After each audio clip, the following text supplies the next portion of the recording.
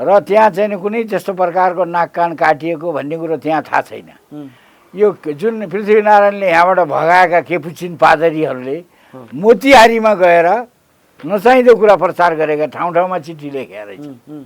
ए नाक कान काट्यो, के गर्यो, यस्तो गर्यो उस्तो गर्यो, आक्रमणकारी हो भनेर पृथ्वीनारायण शाहलाई जब पादरीहरूलाई यहाँबाट पृथ्वीनारायणले लखेटे नि, ती पादरीहरूले फैलाएको हल्ला मात्रै हो त्यो। नेपाल राष्ट्रको अस्तित्वका लागि आवश्यकता पर्यो भने पृथ्वीनारायण शाहको सन्तानलाई ल्याएर राज्य सुम्पिनुपर्छ र नेपाल राष्ट्रको अस्तित्वलाई अनन्त अनन्त कालसम्म कायम राख्नुपर्छ।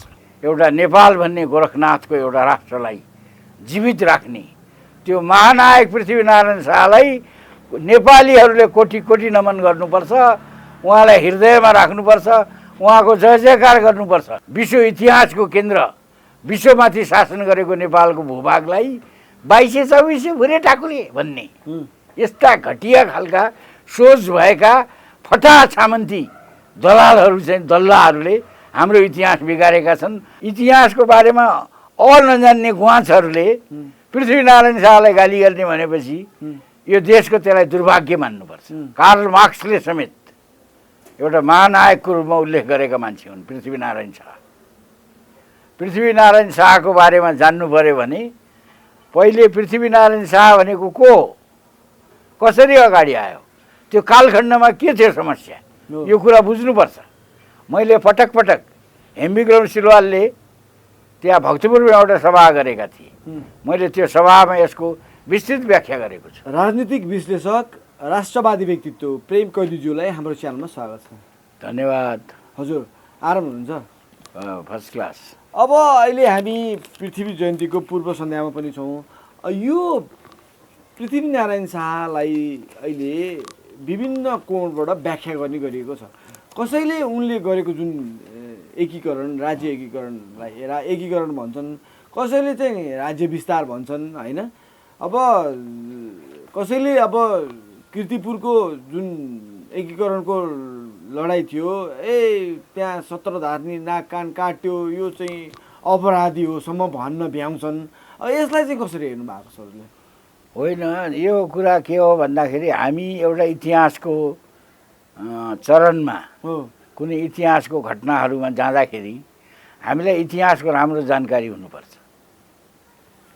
यो जसलाई रणजित मल्ल र काशी नरेश बलबन्धन सिंहको बिचको समझदारी थाहा छैन, जसलाई रामकृष्ण थापाको योगदानको बारेमा थाहा छैन, तिनीहरूले जे मन्त गर्छन्, जे पनि भन्छन्। इतिहासको बारेमा नजान्ने गुवाँचहरूले पृथ्वीनारायण शाहलाई गाली गर्ने भनेपछि यो देशको त्यसलाई दुर्भाग्य मान्नुपर्छ।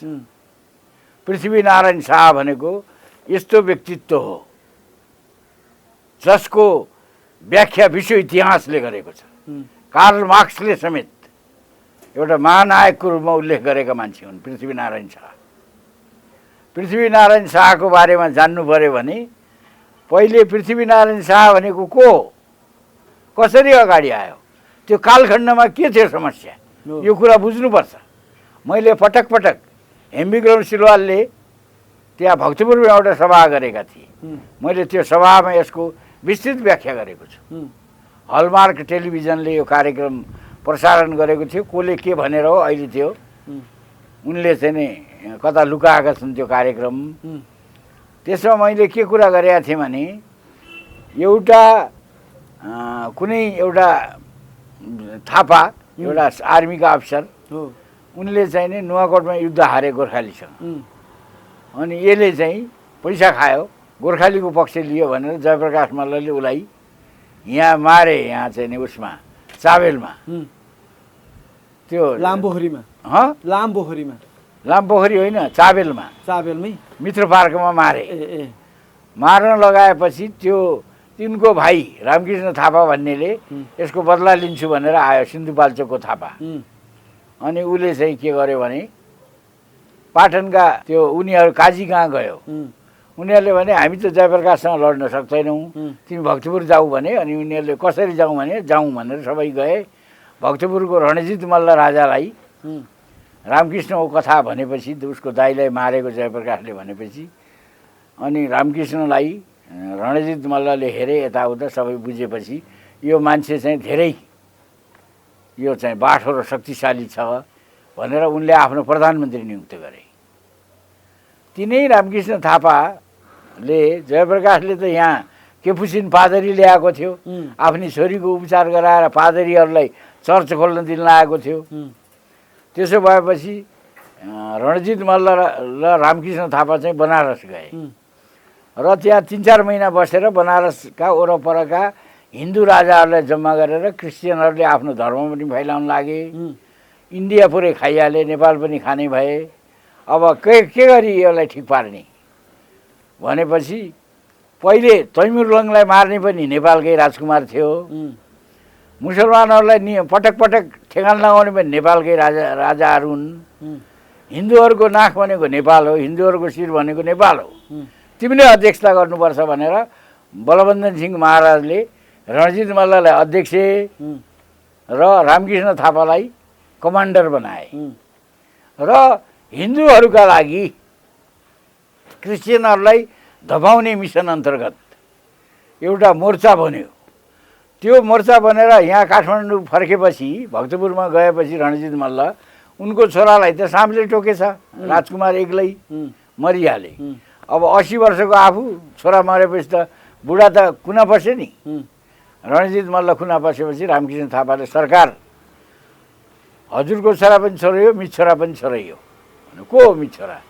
उहाँ छ नि त्यहाँ चाहिँ गोर्खामा हजुरको मितको छोरो भनेर भनेपछि ल तिमी जे गर्छौ गर भनेपछि उनले गएर पृथ्वीनारायण शाहले फकाएर ल्याएर भक्तपुरमा तालिम दिएर घोडचढी सिकाएर, बक्सिङ सिकाए, हरेक तीर हान्न सिकाए, बन्दुक चलाउन सिकाएर। भक्तपुर त धेरै धनी राज्य थियो, अब गोर्खा चाहिँ गरिब राज्य थियो। गोर्खाको युवराजको चाहिँ नै पटरानी चाहिँ भागेर गइसकेकी थिइन् मकवानपुरेकी छोरी र पृथ्वीनारायण शाह लिन जाँदाखेरि उहाँ उल्टो झन्डै चाहिँ नि उनको जेठानले उनलाई काटिसकेका थिए।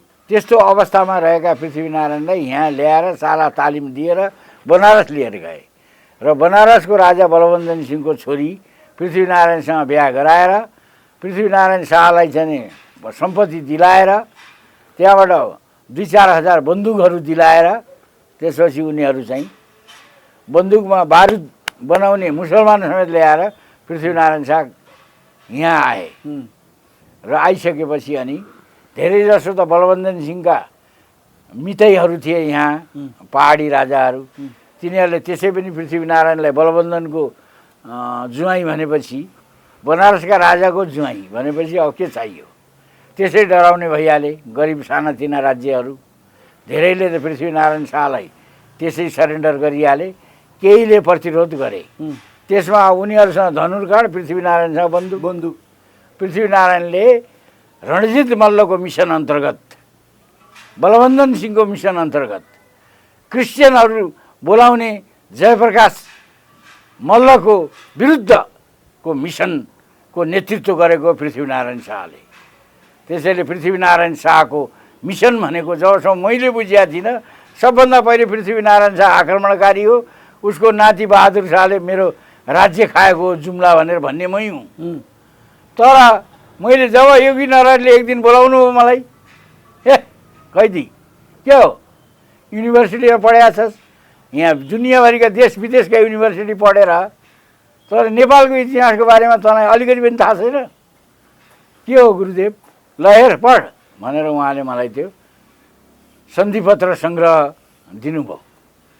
त्यसमा त सबै यो कथाहरू क्या, यो रामकृष्ण थापा उसको दाइ मारेको, त्यो बनारसमा चाहिँ नि पृथ्वीनारायणको गोत्र परिवर्तन गर्नु परेको, जसरी पनि बलबन्धन सिंहकी राजकुमारी बिहा गरेको, ती सारा कथा त्यहाँ त्यो किताबमा रहेछन्। मैले जब इतिहासको जानकारी पाएँ, हिमालय खण्डमा पृथ्वीनारायण भनेको यस्तो महानायक हो जसले हाम्रो सभ्यता संस्कृतिलाई कायम मात्र गरेन, अङ्ग्रेजहरूले चीन, तिब्बत, चीन, मङ्गोलिया, कोरिया, जापान सब खान्थे, नेपाल हारेको भए।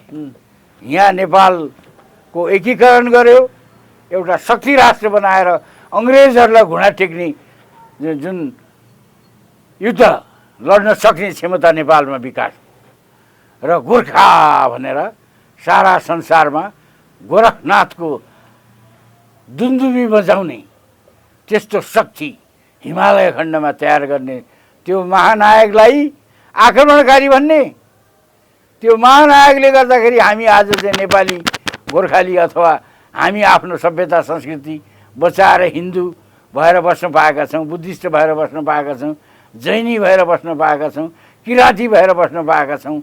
यो कसको कृपाले गर्दा हो? पृथ्वीनारायण शाहको कृपाले हो। नत्र सबै हामीहरू अहिले चाहिँ या त क्रिस्चियन हुन्थ्यौँ, या मुसलमान हुन्थ्यौँ, या इल्युमिनाती हुन्थ्यौँ। आज हामीलाई हाम्रो अस्तित्वका साथमा यहाँ बस्न दिने एउटा नेपाल भन्ने गोरखनाथको एउटा राष्ट्रलाई जीवित राख्ने त्यो महानायक पृथ्वीनारायण शाहलाई नेपालीहरूले कोटी कोटी नमन गर्नुपर्छ, उहाँलाई हृदयमा राख्नुपर्छ, उहाँको जय जयकार गर्नुपर्छ र नेपाल राष्ट्रको अस्तित्वका लागि आवश्यकता पऱ्यो भने पृथ्वीनारायण शाहको सन्तानलाई ल्याएर राज्य सुम्पिनुपर्छ र नेपाल राष्ट्रको अस्तित्वलाई अनन्त अनन्त कालसम्म कायम राख्नुपर्छ। यो पृथ्वी जयन्तीको मुख्य सन्देश चाहिँ यही हो। अब जुन यो एकीकरण कीर्तिपुरको युद्धमा चाहिँ एकीकरणको कुरा गर्दाखेरि मा चाहिँ कीर्तिपुरको युद्ध भएको थियो, त्यो ठाउँमा चाहिँ पृथ्वीनारायण शाहले जितेका थिए। त्यहाँ सत्रधारी नाकान काटियो भन्ने कुराहरू फैलाइएको छ, यो यसलाई कसरी हेर्नुहुन्छ? होइन, कीर्तिपुरको युद्ध म कीर्तिपुरै गएँ, त्यही पनि सभामा मैले सम्बोधन गरेको छु र त्यहाँ चाहिँ कुनै त्यस्तो प्रकारको नाक कान काटिएको भन्ने कुरो त्यहाँ थाहा छैन। यो जुन पृथ्वीनारायणले यहाँबाट भगाएका केपुचिन पादरीहरूले मोतिहारीमा गएर नचाहिँदो कुरा प्रचार गरेका ठाउँ ठाउँमा चिठी लेखेका रहेछ। ए नाक कान काट्यो, के गर्यो, यस्तो गर्यो, उस्तो गर्यो, आक्रमणकारी हो भनेर पृथ्वीनारायण शाहलाई जब पादरीहरूलाई यहाँबाट पृथ्वीनारायणले लखेटे नि, ती पादरीहरूले फैलाएको हल्ला मात्रै हो त्यो। पृथ्वीनारायण शाहलाई त कीर्तिपुरीहरूले एकचोटि कब्जामा पनि लिएका थिए र यो त जुजु हो, यो राजा हो, मार्नु हुँदैन भनेर राजालाई मार्न राजाको मात्र अधिकार हुन्छ। त्यसैले पृथ्वीनारायण शाहले कीर्तिपुरीहरूलाई जहिले पनि महत्त्व दिएका थिए र उनको भाइको आँखा फोडेका थिए सुरदल शाहको, तर पनि पृथ्वीनारायणले कहिल्यै सुरप्रतापको आँखा फोडेको भए पनि उनले कहिल्यै कीर्तिपुरीहरूलाई एउटा सुरवीरको रूपमा उनले मानिरहे, जहिले पनि एउटा उच्च मूल्याङ्कन गरे। महेन्द्रले पनि पछि गएर कीर्तिपुरमै विश्वविद्यालय बनाए नि, यो सुरवीरहरूको स्थान हो, यिनीहरूले यो विश्वविद्यालयको एउटा चाहिँ रक्षा गर्न सक्छन् भनेर त्यहाँको जमिन लिए। विश्वविद्यालयको लागि जमिन त देशभरि अन्त जहाँ खोले पनि त हुन्थ्यो नि, र यो जहिले पनि माया गर्ने गोर्खालीहरूले कीर्तिपुरलाई। अब पृथ्वीनारायण शाहको जुन देश चलाउनको लागि विभिन्न चाहिँ लिखतहरू, जुन संविधानहरू दुनियाँ छन्, त्यो भन्दा पनि पृथ्वीनारायण शाहको दिव्य उपदेश नै काफी छ भनेर भनिन्छन्, होइन? त्यसमा तपाईँलाई केही याद भएका दुईवटा चाहिँ दिव्य उपदेश बताइदिनुहोस् न। होइन, दिव्य उपदेश भनेको त कस्तो हो भन्दाखेरि आज हामीले जुन परराष्ट्र नीति नेपालको परराष्ट्र नीति चीनलाई, भारतलाई अथवा युरोपलाई, अमेरिकालाई हामीले जुन प्रकारले अहिले एउटा सन्तुलित किसिमको परराष्ट्र नीति छ नि, त्यो त सबै त्यहाँ दिव्य उपदेशमा त्यो उल्लेखित छ। यसलाई चाहिँ उहाँले चाहिँ यो ढुङ्गा होइन तरुल हो भने अर्थ तरुल आफ्नो विस्तार होइन, यो चाहिँ विस्तार हुँदै गएको थियो। यथार्थमा उनले भने तरुल कस्तो तरुल हो भने यसको प्राचीन इतिहासमा गयौँ भने हामी सिरध्वजजनकको राज्यको कुरा गर्ने हो भने त्यो पनि विशाल छ, पुरा बर्मासम्मकै सिरध्वजजनककै राज्य छ। त्योभन्दा अझ उता जाँदाखेरि यो मनु महाराजले, मनुभन्दा अगाडि मस्टोले, मस्टोभन्दा अगाडि शिवले ब्रह्माण्डमाथि नेपालबाटै राज्य गरेको इतिहास पाइन्छ। र जब यो जुम्ला साम्राज्यको इतिहास हामीले लेख्यौँ, त्यो देख्यौँ भने, त्यो पढ्यौँ भने त्यो योगी नरहरिले त्यसलाई अगाडि ल्याउनु भयो। जुम्ला साम्राज्य त कस्तो छ भन्दाखेरि त्यो जुम्ला साम्राज्य सम्पूर्ण मानव सभ्यतासँग मानव उत्पत्तिसँग जोडिएको छ। विश्व नै जुम्लामय हुन्छ देखिन्छ त्यहाँ र त्यसको यति व्यापक छ कि त्यसको बारेमा कुरा गर्ने हो भने योगी नरहरिले जुन एउटा स्तम्भ दुल्लुमा राखेको पृथ्वी मल्लको जुन स्तम्भबाट उहाँले चाहिँ नि एउटा यस्तो इतिहास पत्ता लगाउनु भयो कि अहिलेको इन्डिया भन्ने कुनै देशै छैन, सबै नेपालमै हो। यो हजुर जम्बूद्वीप पुरै नेपालीहरूले शासन गरेका छन्। अरू द्वीपमा पनि शासकहरू यहाँबाट जापान गयो भने पनि जम्बूद्वीपकै राजाले त्यहाँ शासन गरेका छन्। चाइना गयो भने जम्बूद्वीपकै राजाले शासन गरेका छन्। मङ्गोलिया गयो भने यहीँका राजाले शासन गरेका छन्। युरोपमा गयो भने यहीँका राजाले शासन गरेका छन् र अमेरिकाको रेड इन्डियनहरू पनि हामीसँग सम्बन्धित छन्। हाम्रै सभ्यता संस्कृति हिन्दू सभ्यता संस्कृति उनीहरूले बोकेका छन्। उनीहरूले पनि हिन्दूहरूको जस्तै सूर्य पूजा गर्छन्। त्यस्तो सबै देखिन्छ। त्यो इतिहास कुनै दिन मैले जब अगाडि ल्याएँ भने नेपालको राष्ट्रिय इतिहास जुन बिगारिएको छ, साम्राज्यवादीहरूद्वारा बिगारियो, अङ्ग्रेजी उपनिवेशवादीहरूद्वारा बिगारियो, भारतीय विस्तारवादीहरूद्वारा बिगारियो र त्यसपछि गएर यो इतिहास बिगार्नेमा चाहिँ खास गरी राणाहरूका, मुन्सी खानाका, खड्दार, बैदार, मुखिया र पिउनहरूले बिगारेका छन् यो इतिहास। आफूलाई इतिहासकार भन्ने फटाहरूले चाहिँ नेपालको महान इतिहासको जुन केन्द्र हो नि, विश्व इतिहासको केन्द्र, विश्वमाथि शासन गरेको नेपालको भूभागलाई 2224 भुरे ठाकुरे भन्ने यस्ता घटिया खालका सोच भएका फटा छामन्ती दलालहरू चाहिँ दल्लाहरूले हाम्रो इतिहास बिगारेका छन्। तर त्यो इतिहासलाई फेरि पुनर्जागरण गर्नका लागि योगी नरहरिको कृपाले प्रेम कैदी हाजिर छ। हस्, समय दिनुभयो यसको लागि अरूलाई धेरै धेरै धन्यवाद। जय गोरख। समाजको आवाज.com